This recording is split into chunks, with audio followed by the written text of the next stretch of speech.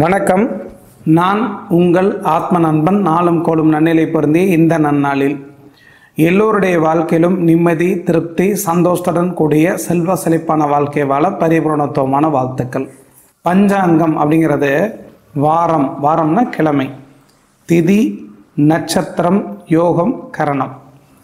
இதில் நம்ம கிழமையை பார்த்தாச்சு, அதாவது வாரத்தை பார்த்தாச்சு, திதியை பார்த்தாச்சு, நட்சத்திரத்தை பார்த்தாச்சு. இப்போ யோகத்தை பார்க்க போகிறோம். அடுத்து கரணத்தை பார்ப்போம். இந்த யோகத்துக்குன்னு தனிப்பட்ட பலன்கள் இருக்குதா அப்படின்னா இந்த காணொலியில் பார்க்க போகிறோம். 27 நட்சத்திரங்கள் இருக்கிற மாதிரி 27 யோகங்கள் இருக்குது.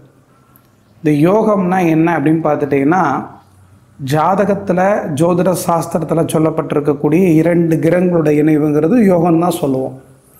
இந்த யோகம்ங்கிறது சூரியனும் சந்திரனும் ஒரு குறிப்பிட்ட தூரத்தில் ஆகாயத்தில் பயணிக்கிறத யோகம்னு சொல்லுவோம்.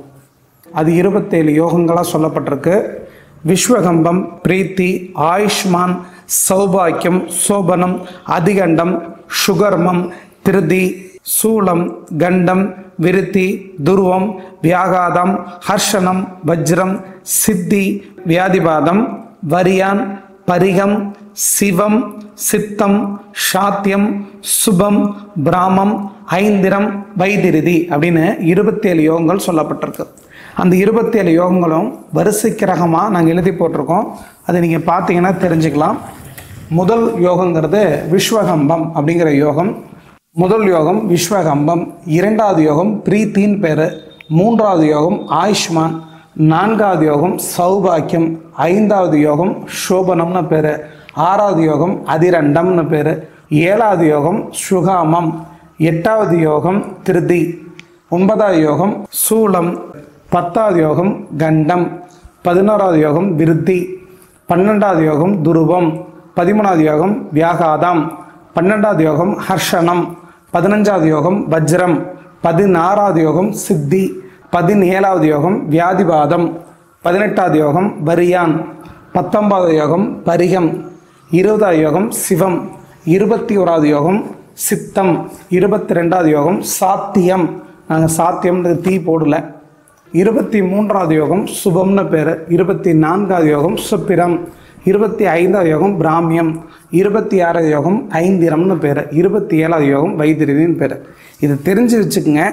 இந்த 27 யோகத்திற்கும் என்னென்ன பலன்கள் இருக்குது அப்படிங்கிற விஷயத்த அடுத்தடுத்த பதிவுகள் மூலமா பார்க்கலாம். இந்த 27 யோகத்திற்கும் பலன்களை பொறுத்த வரைக்கும் பொதுவான பலன்களாக மட்டும்தான் சொல்லப்பட்டிருக்கு.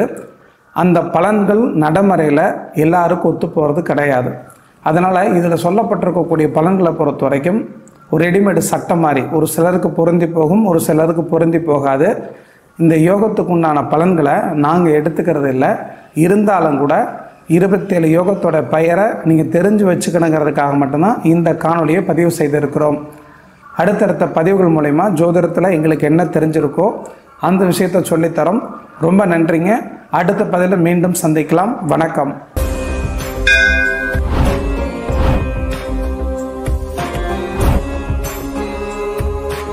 நம்மளோட வாழ்க்கையில் அதிகாலையில் எழுந்து பிரம்ம முகூர்த்தத்தில் எந்த ஒரு காரியத்தை நினச்சா நடக்கும். அது எப்படி அந்த பிரம்ம முகூர்த்தத்தை பயன்படுத்துகிறதுன்னு தெரிஞ்சுக்கிறதுக்கு இந்த காணொலியை பாருங்கள். உங்கள் கர்ம வினைனா என்னன்னு தெரிஞ்சுக்கிறதுக்கு இந்த காணொலியை பாருங்கள். இளைய தளபதி விஜயை பொறுத்த வரைக்கும் அடுத்த முதலமைச்சர் ஆவாரம் தெரிஞ்சுக்கிறது இந்த காணொலியை பாருங்கள். எடப்பாடி பழனிசாமி ஐயாவை பொறுத்த வரைக்கும் அடுத்த முதலமைச்சர் ஆவாரம் தெரிஞ்சுக்கிறது இந்த காணொலியை பாருங்கள். ரொம்ப நன்றிங்க. அடுத்த பதிவில் சந்திக்கலாம். வணக்கம்.